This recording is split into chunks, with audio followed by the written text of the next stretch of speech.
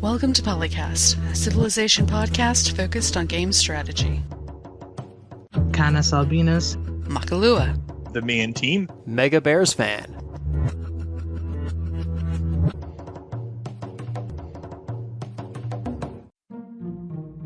All right, ready to go? Yep. ready, steady. Hello, Internet, and welcome to PolyCast episode 402. I'm one of your regular co-hosts, MegaBearsFan, joined as always by CanusAlbinus, Hard is hard. Makahlua, I still need more caffeine. and hopefully not needing as much caffeine, TheMeInTeam. And what could possibly go wrong? Oh.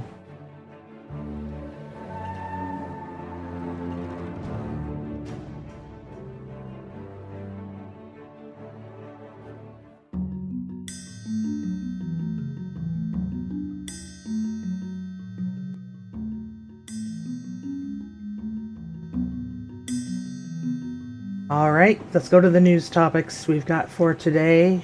Did we say it was episode 402? I forget. Yes. Yes. Okay. Pardon me if I'm a little off.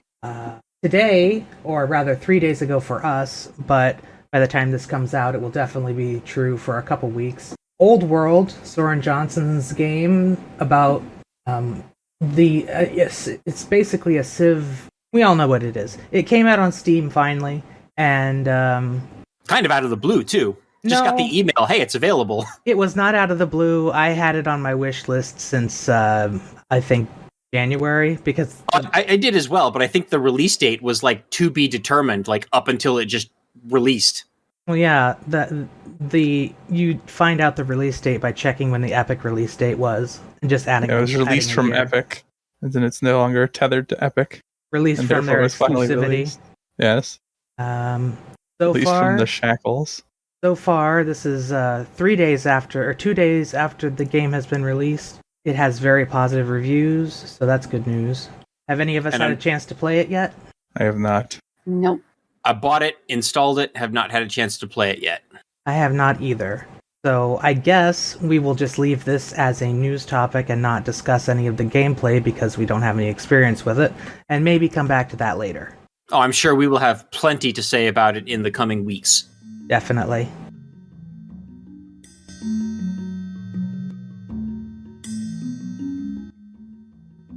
Well, slightly sadder news. Longtime poster from. Man, and Candace is worried about brain problems today. Apollo. Podcast. Yeah, yeah, exactly.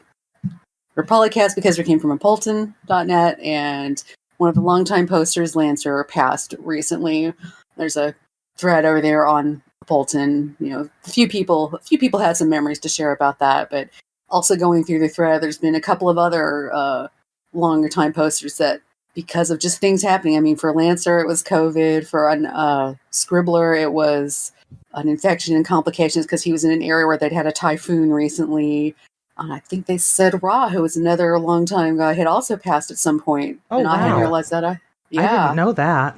No, I didn't know that one either. So they're talking about maybe putting a permanent sticky thread somewhere as an in memoriam thread, because it's partly because a lot of the people that place, I guess because Civ's age group skews a little older, so there's more people who might actually pass away or something like that. But also, given the past few years, a lot of people, surprisingly, you wouldn't think have. So, but for anyone who's been here since the Apolton days, or people who know that, he's also, I think his nick was CFC Lancer for the people over on Civ Fanatics. So, maybe that or the other two guys, and This was brought to our attention by Dan Q because Lancer was a guest on PolyCast back in the second season, so 13 years ago, 12 years ago maybe, but he was on episode 47, and we will probably have a link to that in the show notes just in case anyone wants to go and listen to that.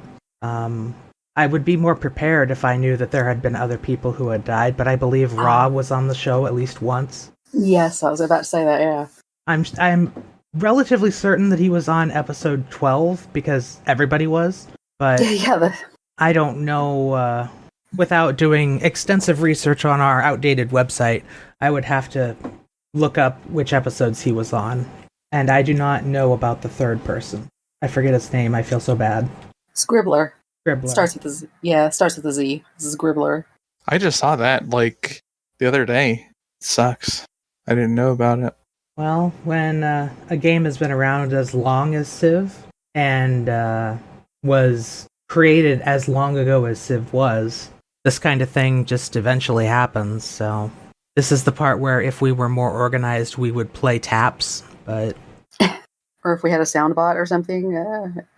well, if we had a soundbot, I would play some sort of like, I don't know. I would try to play something that was appropriate. Perhaps we can settle for a moment of silence in memoriam. Mm-hmm. Well, I don't think we should do that on the PolyCast because dead air is a thing, but If you're listening to the recording later on, pause it for 30 seconds to have a moment of silence in memoriam if you knew any of these people, or even if you didn't, because, yeah, this is all super tragic.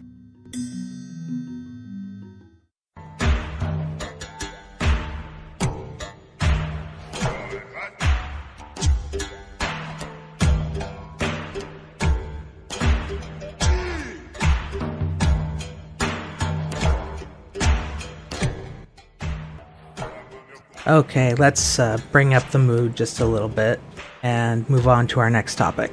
Bringing up the mood, I mean, I guess if we're going to go straight into the salt. This one's by Bibor, the Monument Placement Simulator to a Game, Evolution of Civ 6. And I guess you can get a feeling that Bibor feels that Civ 6 started off as one of the quote-unquote dark ages of Civ, so to speak, but became a good game again after Gathering Storm was released. I'm not sure I'd go that far. And generally, what he's advocating for in this opening post is interactivity of the games. But I'm not sure that measure is consistent to the examples he gives in terms of which were like the good games in the series, so to speak. Because you do have a fair amount of interactivity, even with the leaderheads in like Civ 5, for example. For all of Civ 5's flaws, there's some interesting things you would see with the leaders. I think they were more expressive than the Civ 6 leaders, at least. Yeah. Can you have a renaissance before you've had a dark age? I mean, in principle, I don't see why not. It depends on... You can have a dark age at any time, at least according to Civ standards, lol. But no, I mean, I would imagine that anything that sufficiently sets a series or a country or whatever back could reasonably be construed as a dark age. I don't think that's like a technically incorrect usage of the term. I'm looking at Bibor's or Biborb's 4 ages, and they are the originals, the upgrades, the Renaissance, then the Dark Ages, then a New Dawn. So I'm just like, I don't know. Is it? I mean, really I think that's if you haven't had a downgrade, they go from upgrade to Renaissance. I'm just kind of like, I think that's fine. If you have if you're taking the stance that Bibor is, this is consistent with Bibor's stance. All right. So I don't have a problem with that in particular. I'm not going to argue with the semantics. You can have a dark age anytime. All you have to do is crater your product, and it's a dark age. I agree that the terminology is a little off, but I don't think that's his point. So no, it's not.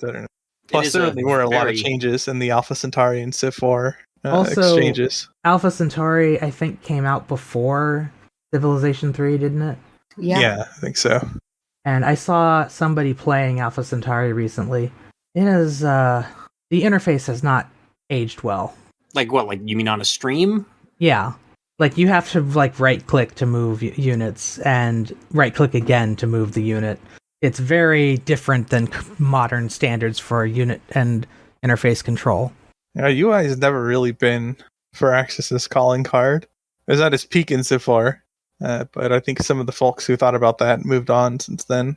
Become more style over substance.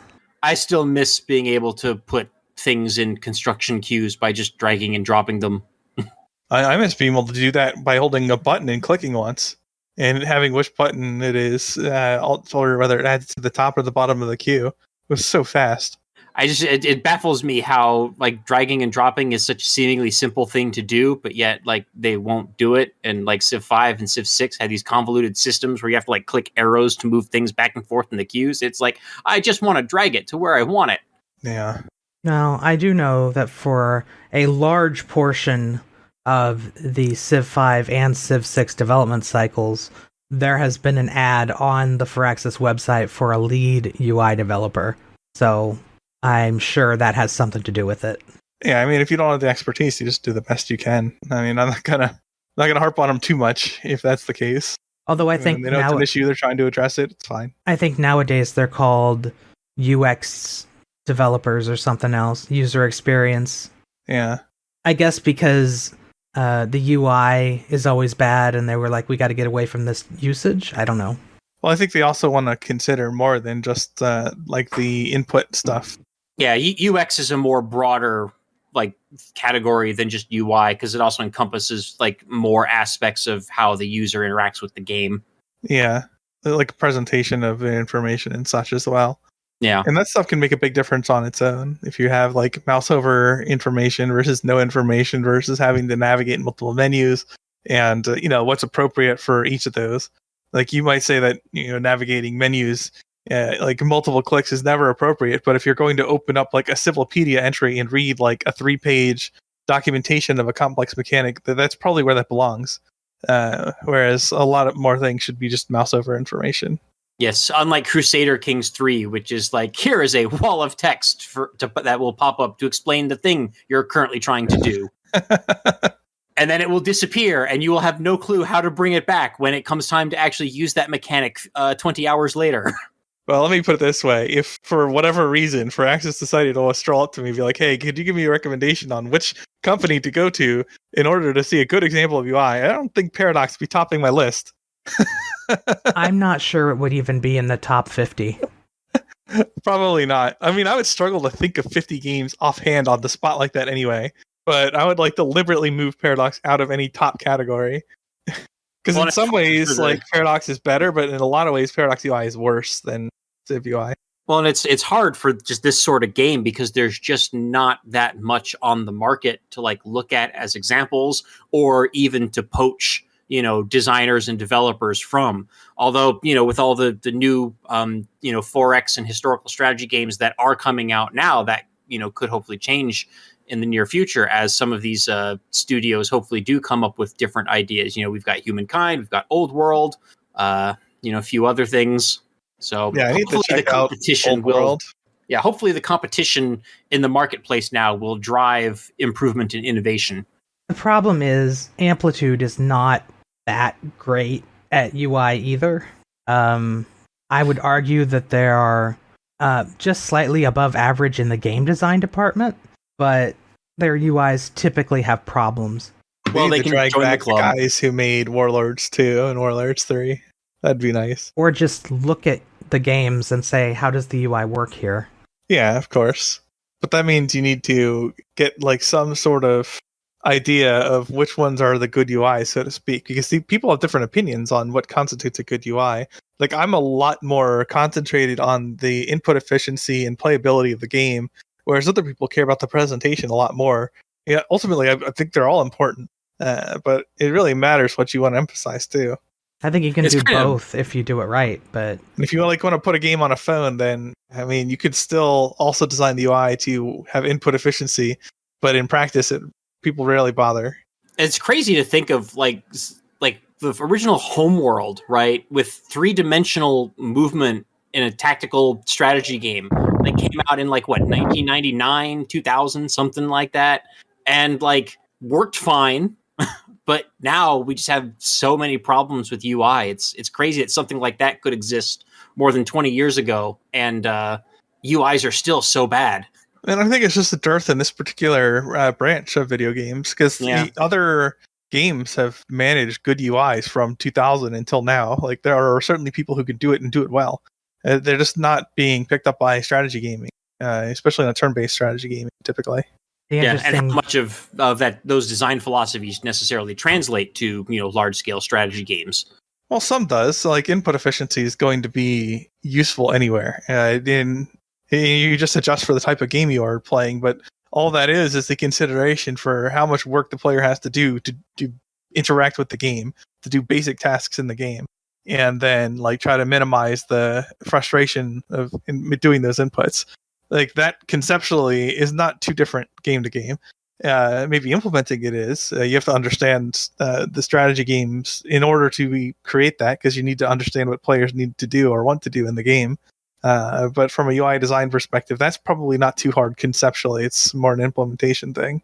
I'm not sure what people are getting at here with the interactivity. Like, well, somebody eventually does like just flat out ask Bibor, like, what is your point? And he finally clarifies. It's the last post in the thread as of the time that we're talking. Basically says Civ is about empire building, right? So where is the empire? Where are its citizens? Civilizations are not about monuments. They're about people. So it seems like his point isn't so much about UI and interacting with other leaders, but like the lack of any sort of representation of the actual citizenry of your empire, or having to actually meet any of their needs or, desires, which is, something that I myself have also complained about in the past. Like, I wish that these games would take more of a, humanistic populist, approach to their design, where, it is more about managing a population of people than about just, kind of playing God. I guess Civilization's emphasis has always been at the nation/civ level, though. Yeah. And like in that frame, it's not clear to me why Civ 4 is particularly ahead of the quote-unquote dark ages of Civ 5 and early Civ 6. Even though I think Civ 4 is a better game overall, it's not because of that. I mean, I guess you have specialists or whatever, but you had specialists in Civ 5 too. And you can still farm them in Civ 6. The methodology is still different, but you still have tile micro in all three games. You still have like allocation of cities onto tiles to get resources. Like the population abstraction is quite similar between the games. Yeah, I know. I think like to talk about examples of maybe the sort of things that we're talking about here, like, a go-to one is Civ 2, being in the democracy government, like the Congress could actually overrule certain decisions that the player could make. Now, we could argue up and down about whether or not that's good game design, but well, I mean, you could just not play democracy in Civ 2, so right. Well, that was the cost benefit, is if you don't want the Congress overruling your decisions, then you create a totalitarian state where you don't have to worry about that, or fundamentalist or other things. Right. But even in the context of like Civ 4, there were some little things that Civ 4 did that I think satisfy. And there's things that all of them have done, but like the civic system in Civ 4. Like, especially when you were talking about things like the Emancipation Civic, where once any Civ anywhere like had it, every other Civ wanted it, and they would get unhappy until you finally emancipated the population. And where every civic had kind of its pros and cons, it wasn't just stacking a bunch of buffs. Like, there were actual drawbacks to think about as well, besides just opportunity costs. Another thing that I really miss about Civ 4, which was like in the game but they never really did anything with it, is they had the demographics of your city, where they had like the little bar in the bottom corner somewhere that would say like a certain percentage of your population is like from this civilization or is native born. Oh no, that actually mattered mechanically. Yeah, it would affect like happiness and stuff like that. Like if you went to war with another civilization, your city could be flipped by that. Yeah, right. I mean, it was something that would probably not come up unless you were playing at a very high difficulty level, because you'd have so many modifiers that would overwhelm that otherwise. Well, I mean, you're conquering a city and you don't wipe out the civ. Now you have to deal with the unhappiness of foreign occupation and stuff too. Yeah, but I mean, that was really common on any difficulty where you conquer anything. Civ 6 eventually brought back in like the loyalty mechanic, which kind of fills a similar role to that. But there's still kind of a thing where once you capture and annex a city, like it's as if it's made up entirely of, natural born citizens who are completely loyal to you, pending loyalty pressure from the borders. But the loyalty pressure would happen regardless of whether it's a captured city or a city that you just founded that is completely, native born. I think that's actually reasonable for a lot of history, though. And especially reasonable if your turns are scaling like quite a few years per turn, right? Like if by the time you capture a city and it comes out of unrest and everything, it's been 40 years and it's been 80 years. Like, all of a sudden the people who are living there, if they have human lifespans, are different than the people who are conquered. And the longer you go, the more that becomes true. And I think I liked Civ 4's method with the nationality type of thing, because what you had to do in a lot of cities was just, at least for a while, get more happiness into the cities, which makes sense because you want to settle the people down. And it feels like, from a playing standpoint, it made more sense. I just took over this empire. They're less happy, but you could also hold on to it for a long time without it flipping, which is sometimes with the loyalty pressure now, you take a city and it instantly wants to flip. Well, Civ 4 had a mechanic whereby if you militarily conquered the city, it would not flip back. It would just revolt like crazy. But it would not like automatically flip, especially if you had if you had enough military pressure there, you could block revolts just solely with military presence. But that was prohibitively expensive. But as long as the city switched hands to you through military conquest, it was not flipping back unless you enabled that. But by default, it wouldn't. Yeah, I'm seeing it. So it was a little bit less like weird than loyalty pressure, where a conquered city can just like immediately generate military units, sometimes on par with what the target still has left in their empire. That was a bit less awkward. You can play around loyalty in Civ 6, though. I don't think loyalty in Civ 6 is too bad as an abstraction in the 1 unit per tile era. It's just somehow it just made more sense in my head when we had the Civ 4 version, whereas with the Civ 6, it's just like, this makes no sense. I am here. I've done this. Unless you go conquer the capital first and knock out this biggest bit of their culture producing. Yeah, I think that is less intuitive in that, like, you have almost like a wave generator or something, like pushing loyalty from either side. Whereas Civ 4 had that to a degree, but it was still like percentage population in the city. Yeah, and thank you. Intuitive was the word I was looking for, and I just could not think of it. I think the big thing is, like, again, when you talk about things like the civics and stuff like that, and also the city flipping, it was something that was an internal pressure from within your own population that would force the player to have to take certain actions, or not necessarily force, but, very strongly encourage the player to take certain actions. And there's not as much of that. Definitely not in Civ 5, maybe not as much in Civ 6. And I think, Civ 6 brings some of it back, and that's why Bibor here puts it in the New Dawn category. But yeah, I think I understand like what he's getting at. It's a game feel kind of thing, and it's a very difficult feeling to put into words. Yeah, I guess there were more tough choices too, and that does impact your perception of interactivity. Because like choices that are not hard to make don't feel very meaningful. Whereas how long you're holding out in slavery, or how long you're like what you're doing with the city or whatever, those are a bit more so. Yeah, and just the way that Civ 4 in particular frames certain like policy decisions and infrastructure decisions in the game, it evokes different feelings than similar decisions in Civ 6. And again, it's a hard thing to put into words. All I can really say is that it feels different. And I'm not entirely sure, without maybe spending weeks or months reflecting on it, and probably going back and playing a crap ton of Civ 4 for comparison. I don't know how to put it into words. You know what I think contributes to this a bit, even though I don't mind it as a system, is the policy cards, because that feels a lot more like a board game type of thing than you're interacting with empires or your own nation or whatever. As you're flipping those cards into slots. Yeah, and it's largely at a whim, right? Like you're like mix and matching, changing it. Yeah. Yeah, the only real limitation is that if you don't do it on one of the turns where you completed researching a civic, is you have that turn of anarchy. You have to pay the gold to unlock it. But like other than that, like I think in the expansions they made some policy cards that were like exclusive to certain governments or something like that. But for the most part, they added ones that are special to Dark Ages and such. Yeah, and that sort of stuff. But for the most part, for like 99% of the cases, you just swap in whatever combination of cards you want. Like you can have a democratic government, but then still install a 5-year planned economy card. Like, yeah. Although, like, I get I get the complaint about it, because it certainly doesn't feel the same way as the civic system feels. But it actually does have a lot of depth. Like, as a pure gameplay system, it's quite good. There's a lot of depth to it. There's a lot with the timing of when you get stuff or when you get cards that interact with what you're trying to do on the, the long-term strategy planning layer, or even the diplomacy layer in some cases.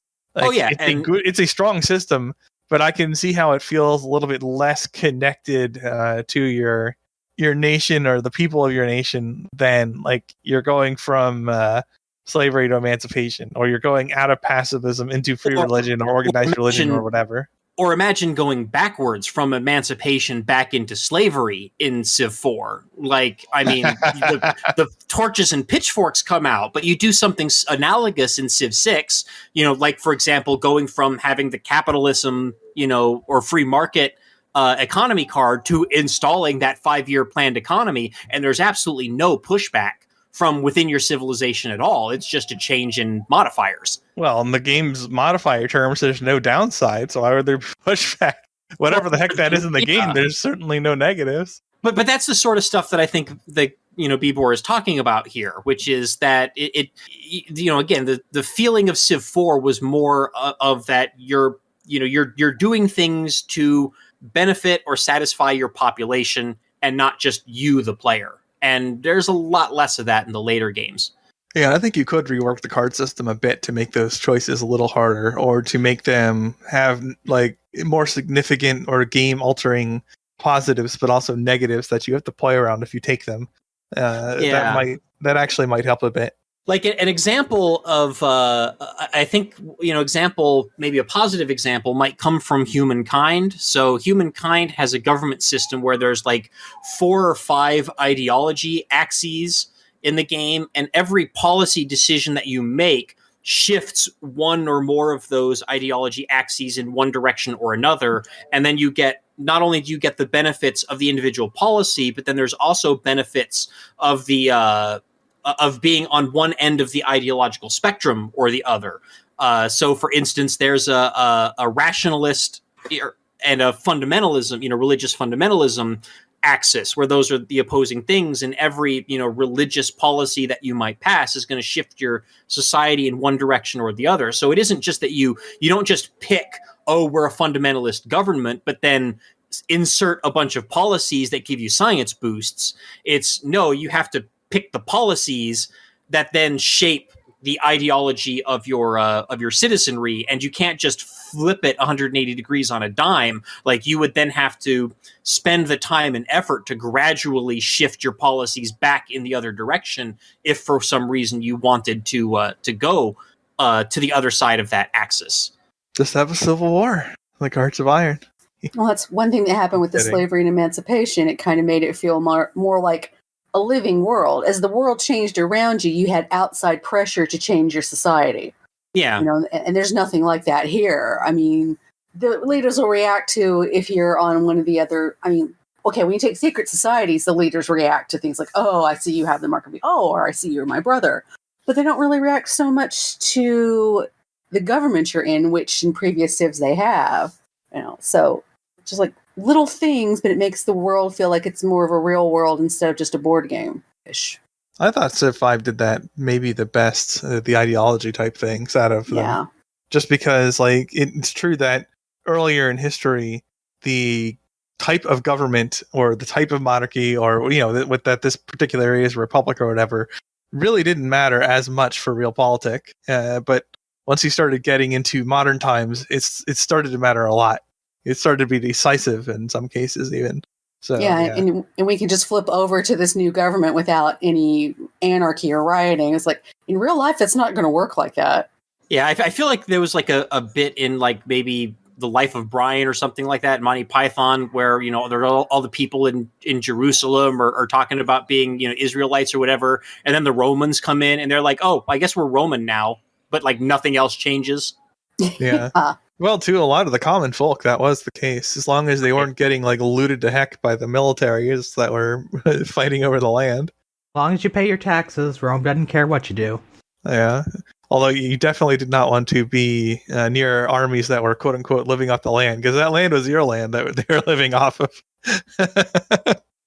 So yeah, you don't want to be on the front, but otherwise, I I was kind of surprised. I'll mention it. There's a mod in EU4 that changes the whole total overhaul mod, and one of the base religions is like the policy cards in Civ 6, where they're like relatively minor for the most part bonuses that you slot in at will. And I was shocked in the mod because the mod like made the bonuses substantial, but also had downsides that were enough to constrain your ability to use certain options. I was surprised at how just how much more interesting that made the exact same mechanic. It was literally like the same religion except it changed an icon and it changed what the bonuses do. And man, it was a lot more interesting, and I had to spend a lot more time thinking about how to allocate stuff when I had negatives that just made me not capable of using a certain type of unit, or I can't annex my subjects with these penalties to diplomatic representation or whatever. So even something like that would go a long way. Just taking a look at the impact of the policy cards as they are now. And there's one other example of something that I would really like to see come back to Civilization, or something like along the same lines. And ironically, it actually comes from Civ 5, which is in Bybor's Dark Ages, which was the We Love the King Day mechanic in Civ 5, where the people of your city would demand a specific luxury resource. And once you connected that luxury resource to your trade network, that city went into the We Love the King Day for 10 turns or 20 turns or however the heck long it lasted, which would boost happiness, boost production, boost science output, boost the economy, all that stuff. So it was this real simple little mechanic where the people in your empire want something. And if you give it to them, you get rewarded. And there was no penalty for not ever connecting that resource, but it was just this little something that made it feel like the people in your city had some degree of agency, and that's something that unfortunately did not translate into Civ 6. And I would very much like to see more things like that. I think that's actually been in the majority of the games in the series, just not tied to luxury resources, but to other things. I distinctly remember hilarious things like We Love the Dictator Day in earlier Civs. Like it would change it based on your government type. But I think in previous games, it was just if you crossed a certain happiness threshold within the city, it triggered the We Love the King Day. So it wasn't something like explicit that you did or something explicit that they wanted. It was just you build enough coliseums or whatever, and you trip over that condition. Now, sometimes it wasn't that easy to maintain, though. So it was still like something that you actually did interact with the game with in order to get if you wanted it. True, but it was worth the investment. But what I really liked about the Civ 5 system was that it required like explicit agency and action from the player to like it's like the city gives you little mini quests, in the same way that the city states would give you their little mini quests to earn favor. Like your cities would do the same thing, and I'd like to see more of that sort of thing in the games where the people of your city want things, and you either give it to them and they like you more for it, or you don't give it to them and you have problems. We Love the King Day is an OG Civilization thing. Yeah, because when you're talking about it, I can see the little screen where it would show the parade marching in front of your city, and we love the blood every day. We love the Dictator Day. It was in Civ 2, Civ 3, Civ 4, Civ 5, and Call to Power. Yeah. Even though Call to Power doesn't technically count, but I think We Love the Dictator Day is kind of like by definition every day, or else you go to jail. Yeah. Well, I guess the bonus happens when they mean it. ? Yeah, I guess. It has done various different things over time. Like in Civ 1, it basically pushed up the effectiveness of the city to the next level. Like if you were in despotism, the city would run like a monarchy. And if it was in a monarchy, it would run like a democracy. So... that's interesting. Much better than it was in Civ 5, where it was like, oh, you get increased growth rate for 25% by 25%. Was that all it did? I thought it also like affected happiness and production and stuff like that too. I could be wrong though. It's been years since I played Civ 5. Yeah, I don't remember anymore. I'm looking at the wiki page right now.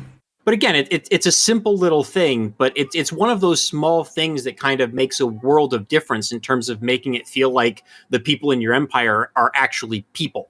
Yeah, I see what you mean. I could easily see expanding this system to where, the cities don't just want particular resources, but maybe individual cities want particular policies. Maybe you have a city that's like completely surrounded by farms and they want more policies that favor agriculture as opposed to, industry or other things. And then you might actually have different cities in your empire that want different things, and they might be mutually exclusive. So then it's up to the player to weigh, well, which ones, do I satisfy, and which ones, can I safely ignore without, starting a civil war or having a revolt? Yeah, give your dang it, why can't I speak? Give your home cities the same kind of quests that city-states give now, and then bring back the Civ 5 city-state quests for them. Yes. That's right. You're going to conquer yourself. Well, I'm kidding, obviously. I know, but I don't think the modern city-states ask for others to be conquered anymore. Yeah, but you said Civ 5, right? Yeah, you bring the Civ 5 city-states back as the city-states in replacement for the Civ 6 city-state mechanics that you gave to your regular cities. Well, I could totally see, like, for example, maybe you have a border city on like a heavily fortified border with an enemy that says, yes, we want a war because we're tired of, living in this demilitarized zone. Go and conquer that other civ so that we can, not be constantly living in fear. No, that's my kind of city. Or alternatively, that same city, it could be a random die roll. That same city could also hypothetically, ask for a political de-escalation of the tensions. As some kind screwed. The heck with them. Right. But then you could also hypothetically have two cities on the same border that want the different things. One wants war and the other wants de-escalation. Well, de-escalate their subsidies. That would require having an internal politics diplomacy, which we should probably stay away from in Civ 6 or in Civilization until we can get the external diplomacy working in a way that isn't completely garbage. The only game I've ever played that had that I really liked the internal politics was CK2. And that would not be in the same... that just wouldn't fit in the Civ game, yeah. Yeah, it's not the same scope. Yeah. Yeah, we don't need court politics in our Civ games. I mean, what are you going to do? You get to 2020 and you're marrying off... what? Oh, no. There's no way this can end well. Marrying off Bush's daughter to... Who would it be? Prince Harry, I guess? Not if you're trying to claim the throne of Sweden. I did recently learn that Sweden does have a very significant navy for its size, but... Oh, they have a fair amount of coastline, so wouldn't hurt to have something to deal with it. And Finland has a huge air force compared to its size. And they also have, 600,000 reservists, so...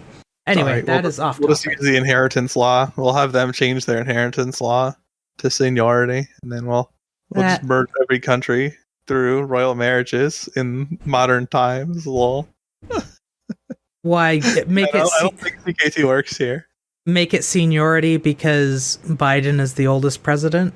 Well, it just tends to unify empires, but the problem, we're making their law seniority. Of course, once we get the land, we'll change it.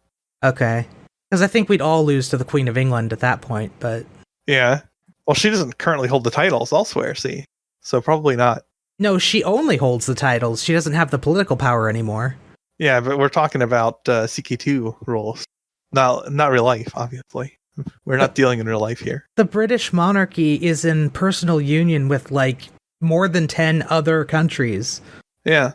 See, we just need it like that, but with all the control. Keep centralizing it. Okay, I've lost the plot. Sucked. I've lost the plot. Let's move to the next topic.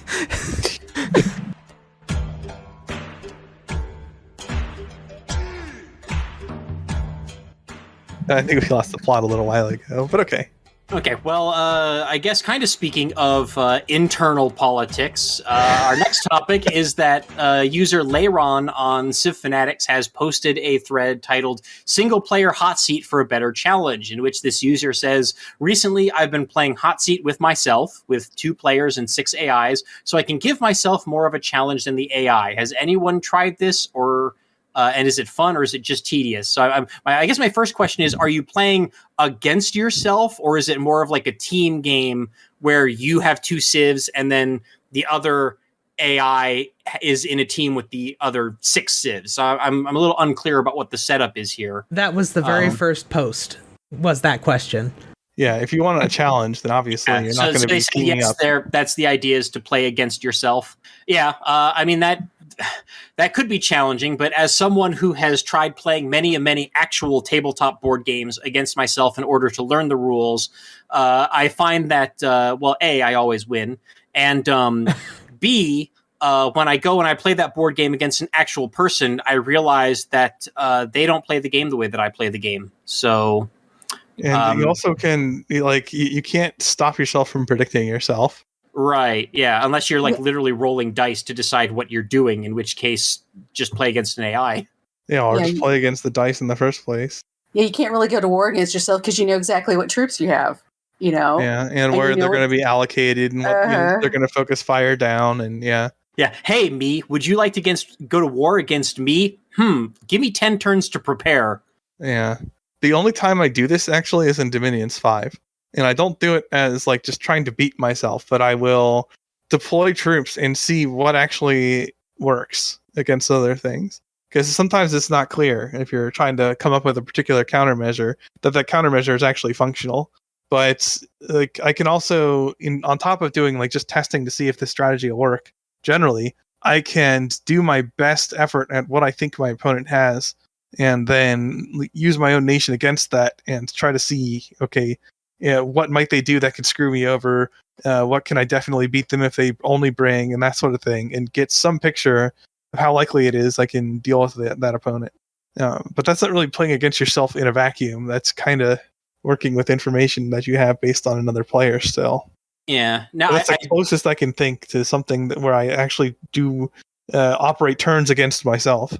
I do play hot seat games of Civ against myself, but that's usually for the purpose of testing certain scenarios for the purposes of writing the strategy guides that I write. For things like testing how certain mechanics work, where I can't necessarily rely on the map or AI giving me favorable conditions to test that in a timely fashion. So sometimes I'll go into the world builder, I'll contrive a map and starting conditions, and then I'll play a few rounds against myself. Sometimes I'll just start a new game against myself to test out thing. If I have some civs that have some early unique units and I want to see how they fare against each other on the battlefield, I'll play, the ancient and classical era against myself, playing as 2 or 3 different civs in a 4-player, quick paced game. But I don't do it for the challenge. I just do it to test mechanics and sometimes to try out different experimental approaches to playing as a particular civ. Yeah, I guess it is mostly testing for me ultimately too, because I'm not really trying to beat myself. I'm trying to figure something out. Yeah, and the best way to do that is to, play both sides of the game so that you make sure that the other side does the thing that you need them to do. Yeah. Otherwise, I'll get that one game where, Montezuma just absolutely wants to be my friend and doesn't forward settle my cities. And I'm like, what? Come on. This is not how Monty works. Well, he was like that in Civ 4 if you shared his religion. And if you didn't fight him immediately and you shared his religion, there's a good chance you could just be friends with him all the time, which sucked because he's terrible tech rate, but you could do it if you wanted. And I will also say that playing hot seat with yourself will really drag down the pace of the game. It takes when you are manually playing every Civ's turn on the board, games take a heck of a lot longer to play. If you thought a game of Civ took a long time to play now, just wait till you're trying to be 4 Civs simultaneously, and you have to take those turns in sequential order in real time. Yeah, you get to the 3rd or 4th Civ. What was I doing here again? I forgot. Oh yeah, for sure. And on that topic, there's a poster, a few posts down from there's a post from the Marshmallow Bear saying, I do this with 18 players all playing as myself. Oh my gosh, I can't imagine. That game must take a year to play. How do you finish such a game? Alternately, he's an AI himself and has partitioned his brain at least 18 times. Yeah, perhaps. So the Civ Fanatics Clever Bot. I don't think Cleverbot can partition itself that many times. No, you're right. Probably a better example would be what IBM Watson. I think IBM Watson could probably do it, but I don't know how effective it would be. Because I don't think IBM Watson can play Civ at all, can it? I don't know.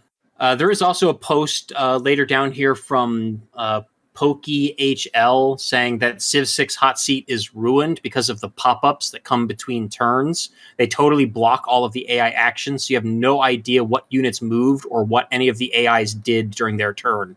And yes, having played quite a bit of Hotseat against myself to test things, that is a very frustrating issue. Like, where the heck did that army go? It just disappeared into the fog of war, and I couldn't even see what direction it went. I think if you're looking for a human challenge, you should probably, play multiplayer online with another player. Hopefully you can find someone who will play the game and actually play in good faith with you, as opposed to some randos on the internet who may or may not play the game in good faith. I don't know how good the random online community for Civ is, because I never play online multiplayer with randos in the lobby. It's basically, oh, I lost a city, I'm quitting. Yeah, I imagine as much. So it's like the high versus low scale Dominions games, where the advanced players just take the city from a rage quitter and let them rage quit, beat down the AI for an insurmountable lead, and the game will be between 2 or 3 good players who manage to do that to the bad players, and then there you go. It's sort of like a real game with an extra expansion phase. And the expansion phase is usually the best part of the game, so maybe that works out for the better. Yeah, you're just expanding into rage quitter cities rather than building settlers, so it's basically the same thing.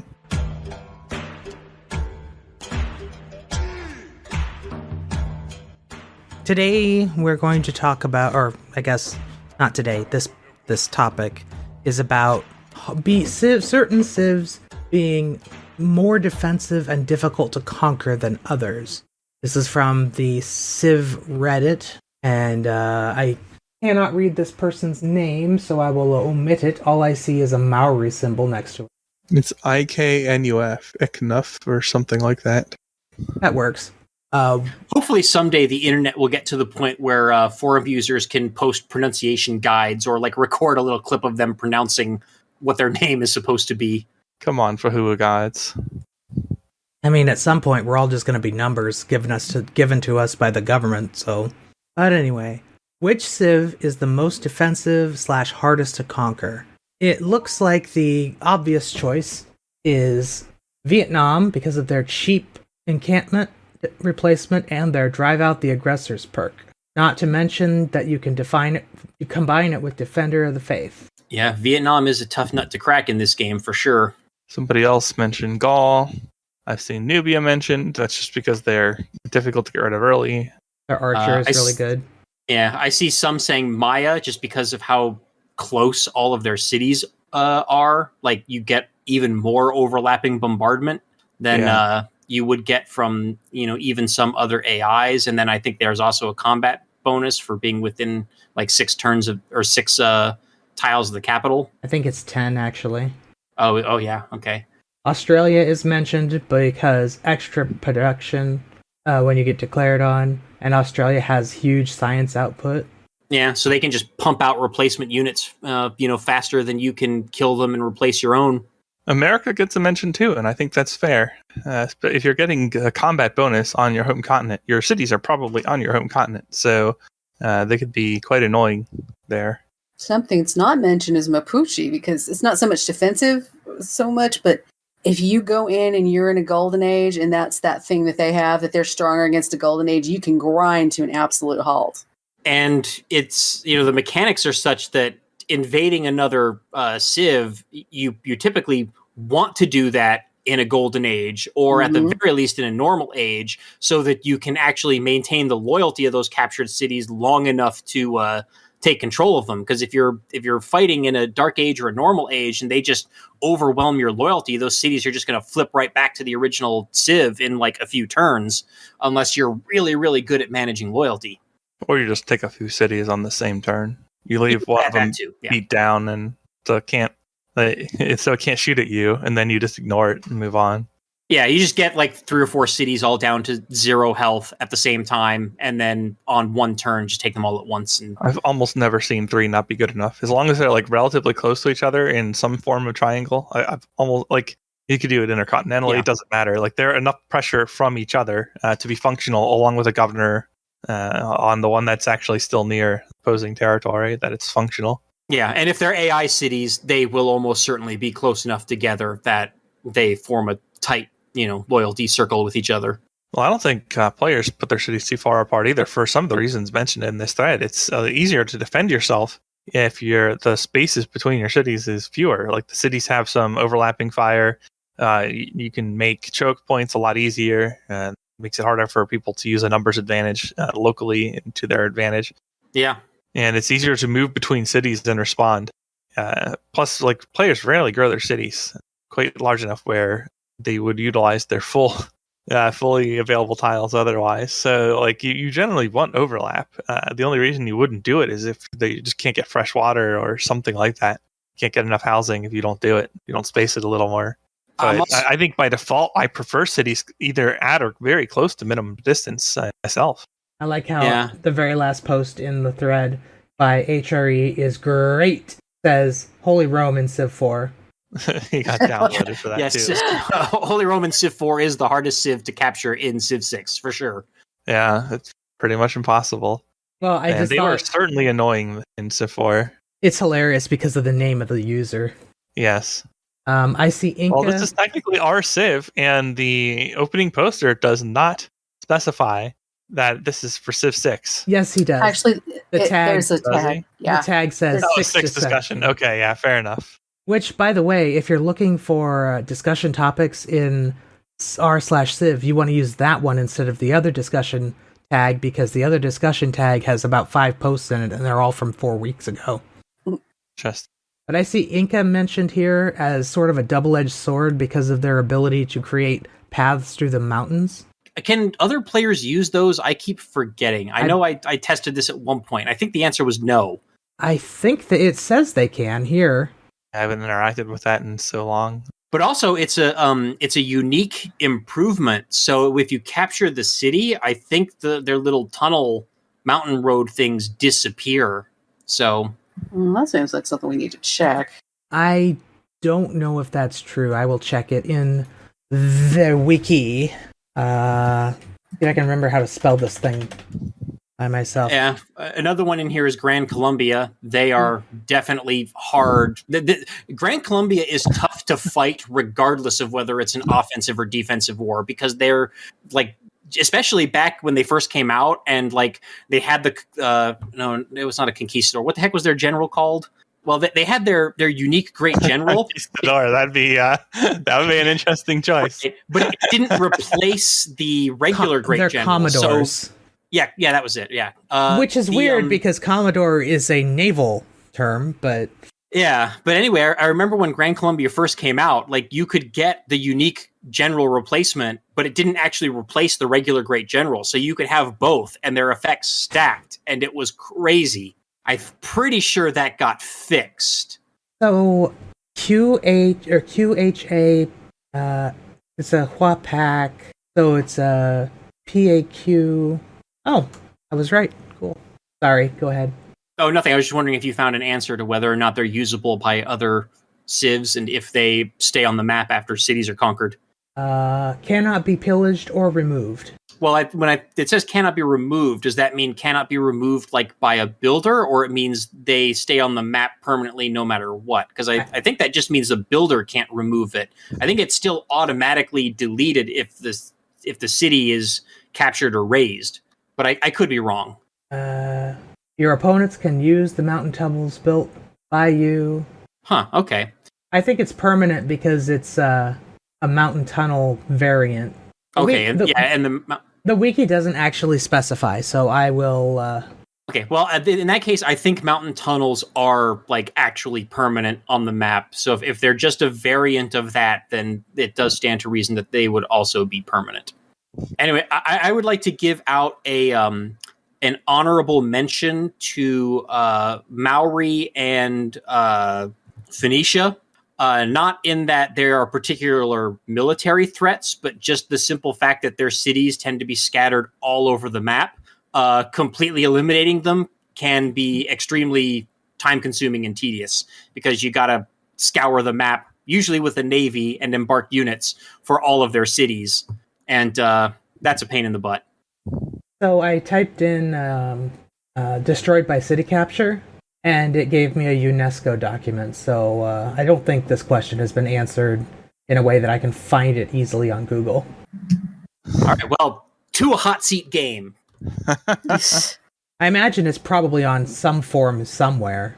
I'm pretty sure that I tested it at one point and it wouldn't let me go through the tunnel, but that might be because like the Incan city was like on the other side of the tunnel, and maybe like I couldn't, maybe the reason I couldn't move through was because the city blocked movement and not because I wasn't actually allowed to go through the tunnel.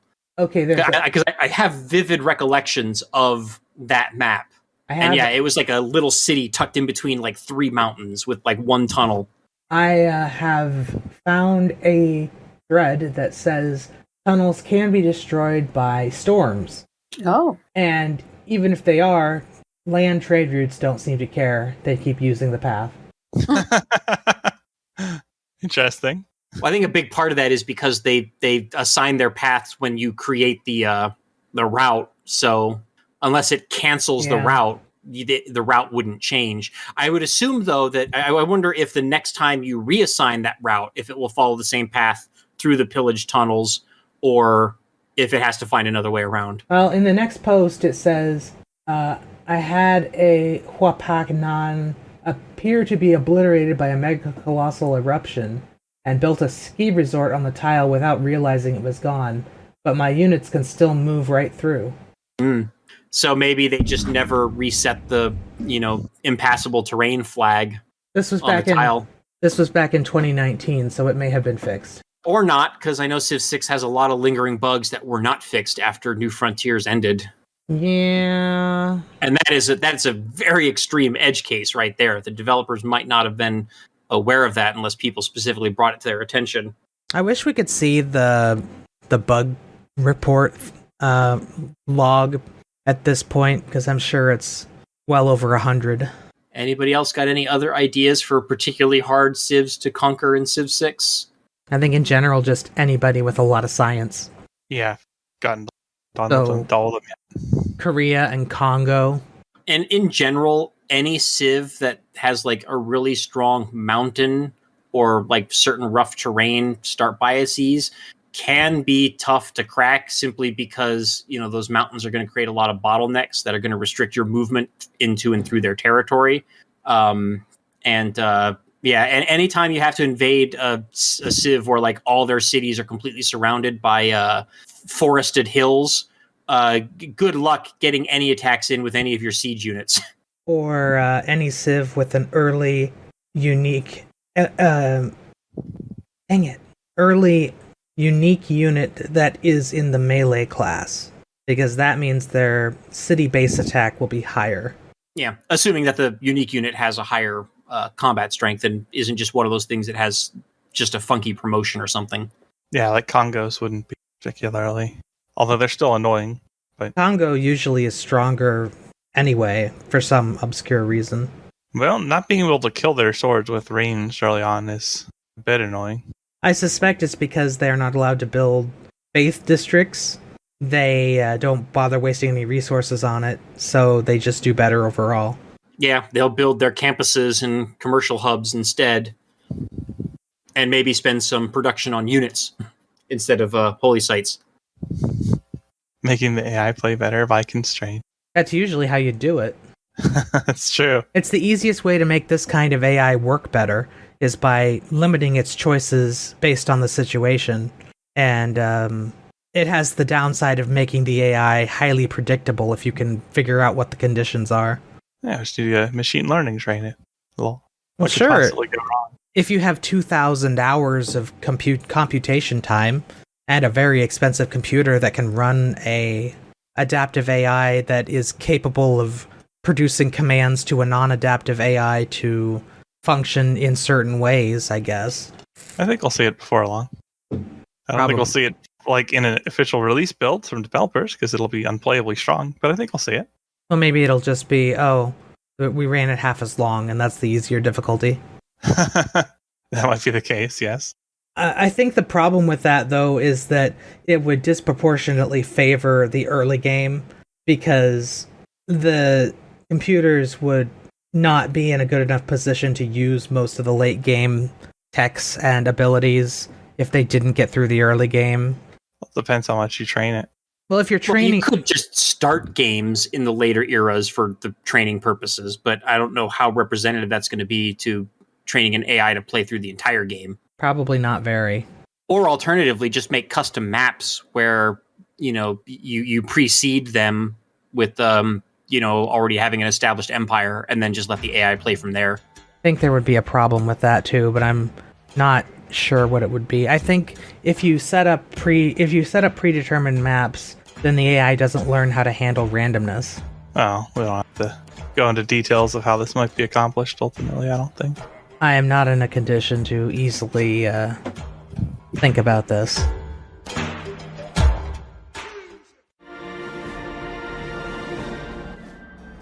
Oh, Mackie is muted. Uh-oh. She can't just tell us to get out then. It's a Mackeyism, right? There she is. Sorry, urgent call of nature. That's Oh. fine. Everybody's got to do it. Outro time? Yep, outro time. All right. This has been episode 402 of PolyCast. I'm Makahlua. And with me this week, CanusAlbinus, I did too much think. I go sleep. MegaBearsFan, Time to go feed a baby. and TheMeInTeam.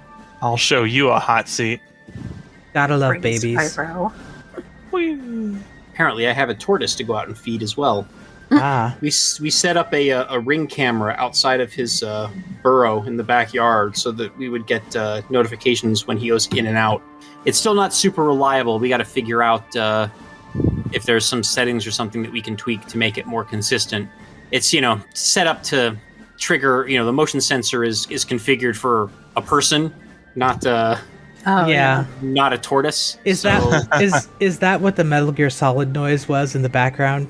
That was a text message. But yeah, that's the Metal Gear Solid noises. Those are my phone.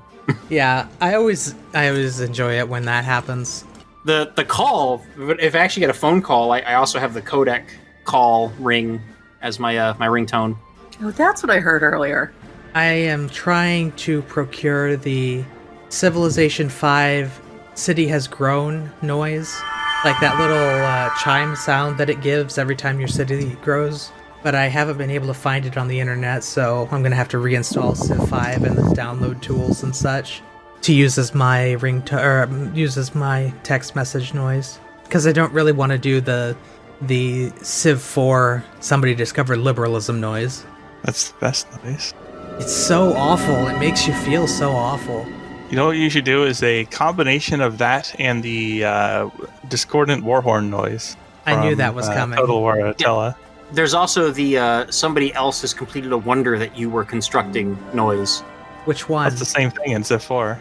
Is it the same thing as the liberalism noise? I think so. Oh, no, it isn't. No, it's not. No, not at all. I think, Proving the World is Round is, though. yeah, there are 3 times when that noise is made.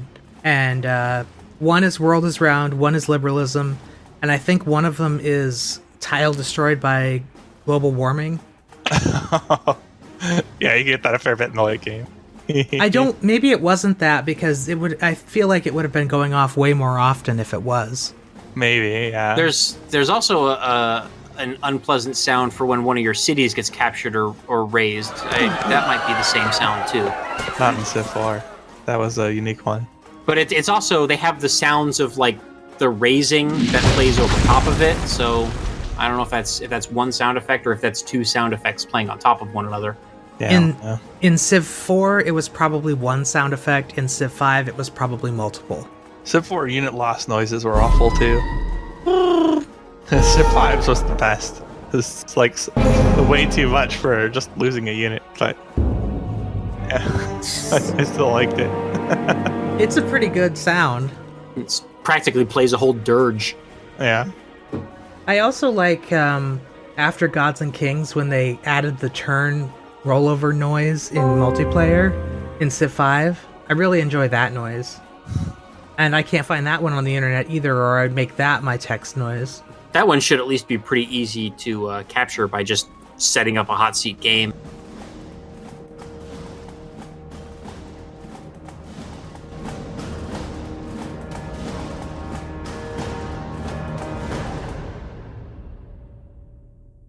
Civilization 3, 4, 5, Beyond Earth, and 6 sound clips. Copyright Take-Two Interactive. Copyright the PolyCast at thepolycast.net.